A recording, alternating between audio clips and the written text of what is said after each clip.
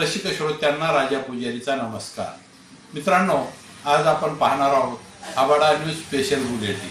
विद्युत रोहित्र बंद पडल्याचा रिपोर्ट देण्यासाठी मागितली लाच।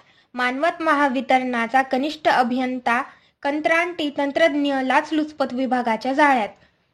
विद्युत पुरवठा करणारे रोहित्र बंद पडल्याचा रिपोर्ट देण्यासाठी 20,000च्या लाचेची मागणी करत तडजोडी अंती 15,000 रुपयांच्या लाचेची मागणी करून लाच घेतल्याप्रकरणी महावितरणाचे कनिष्ठ अभियंता कंत्राटी तंत्रज्ञ यांच्यावर परभणी लाचलुचपत विभागाने मंगळवार 26 नोव्हेंबर रोजी कारवाई केली।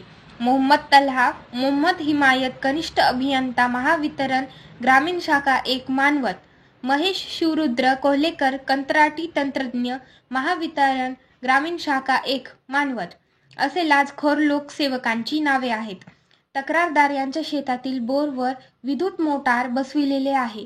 त्याला विद्युत पुरवठा करणारे रोहित्र पावसाळ्यापासून बंद आहे। रोहित्र बंद असल्याचा रिपोर्ट मिळण्याबाबत तक्रारदार याने मोहम्मद तल्हा यांना विनंती केली। यावर संबंधिताने 20,000 रुपये लागतील असे सांगितले। तडजोडी अंती 15,000ची मागणी केली। ही रक्कम महेश कोल्हेकर यांच्याकडे देण्यास सांगितले। याबाबत परभणी लाचलुचपत प्रतिबंधक विभागाकडे तक्रार देण्यात आली। महेश कोल्हेकर यांनी तक्रारदार यांच्याकडून 15,000 रुपये स्वीकारले। त्याला लाचेच्या रकमेसह ताब्यात घेण्यात आले। मोहम्मद तल्हा यालाही ताब्यात घेण्यात आले असून मानवत पोलीस स्टेशनमध्ये गुन्हा दाखल करण्यात आला आहे।